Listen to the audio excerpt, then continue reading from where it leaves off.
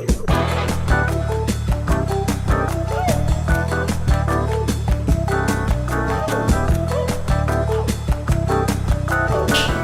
it.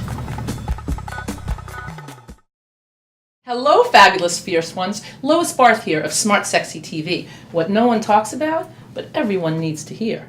Today's episode is Don't Tap Dance Around Your Power. Own it.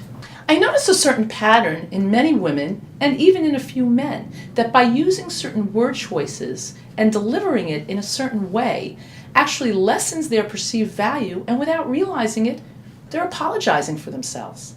For example, last week I was at a coffee shop, and a woman walked by my table and out of nowhere blurted out, "Ooh, sorry." "For what? You didn't do anything." I say sorry so often that I don't even stop to think if I've done anything wrong. I hear you, sister.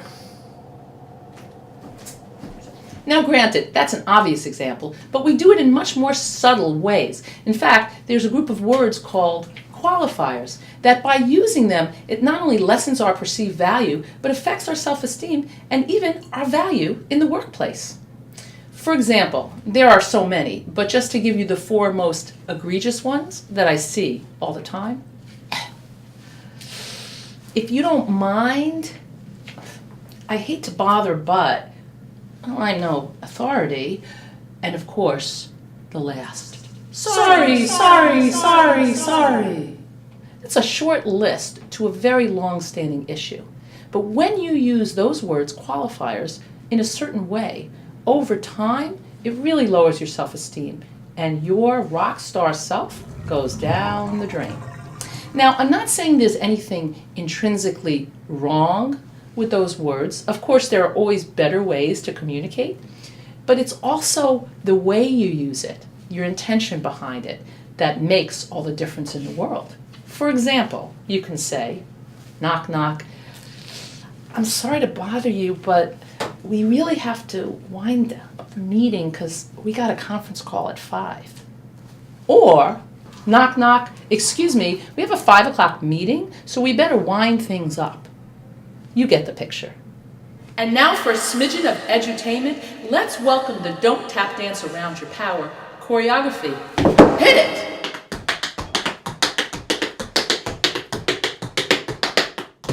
So the next time you find yourself tap dancing around your power, own it! That's right, Tweetworthy.